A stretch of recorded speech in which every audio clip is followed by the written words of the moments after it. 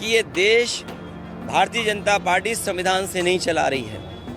कभी इतनी बैरिकेडिंग नहीं होती होगी।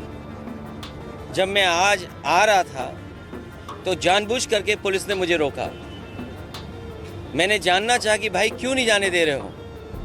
पूरी बैरिकेडिंग लगा करके मुझे आधे घंटे जब बात की तब जाने दिया बड़ी मुश्किल से, और एक गाड़ी जाने दी।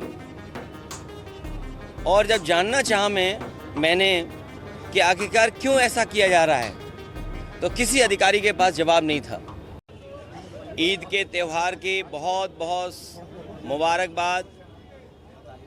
आज आपके माध्यम से पूरे प्रदेश, देश और दुनिया के सभी लोगों को बहुत बहुत आज मैं मुबारकबाद देना चाहता हूँ। ईद का त्यौहार हम सब खुशी से मनाते हैं, एक दूसरे से गले मिल कर के, सिवैयाँ खा कर के, और उम्मीद करते हैं कि जिस तरीके से हम सब गले मिल कर के एक दूसरे का सम्मान करते हैं, एक दूसरे से कैसे हमारे बीच मोहब्बत बढ़े, प्यार बढ़े, लगाव बढ़े। और यही हमारे देश की खूबसूरती है कि जहाँ पर अलग अलग धर्म के, अलग अलग रास्ते पे चलने वाले लोग सब हम एक साथ मिल कर के रहते हैं। दुनिया में भारत जैसा अच्छा देश, हिंदुस्तान जैसा खूबसूरत देश कहीं नहीं है जहाँ इतनी जाति धर्म के लोग मिल कर के रहते हैं, त्यौहार मनाते हैं, एक दूसरे से खुशियाँ बांटते हैं। जहाँ हम एक दूसरे की खुशियों में शामिल होते हैं, वहीं एक दूसरे के दुख तकलीफ़ में भी शामिल होते हैं। हम एक दूसरे की परेशानियों में एक दूसरे की मदद करते हैं। यही समाज हमारा इसी तरीके से बना रहे, और जब हम सब मिल कर के रहेंगे तो हमारा देश और तरक्की और खुशहाली के रास्ते पर जाएगा। भाजपा के मंत्री आपके नमाज को बैन किया गया था, क्या कहेंगे सर? लगाए गए हैं, ये एक अनडिक्लेयर्ड इमरजेंसी है।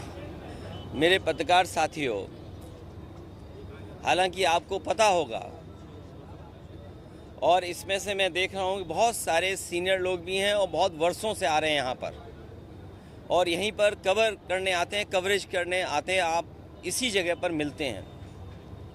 कभी इतनी बैरिकेडिंग नहीं होती होगी।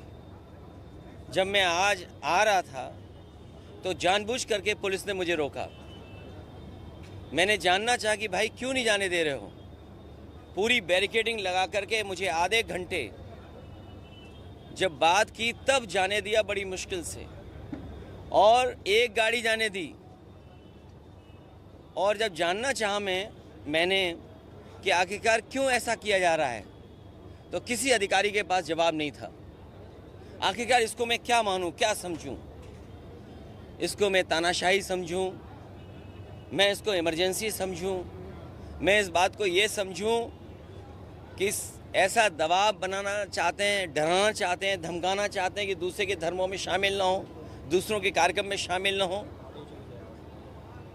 कम से कम मुझे ये बताओ, मैं जाने कितने वर्षों से यहाँ आ रहा हूँ। मुझे याद है नेताजी मुझे पहली बार लेकर के आए थे, उस दिन से आज तक लगातार आ रहा हूँ, लेकिन ऐसी बैरिकेडिंग कभी नहीं देखी।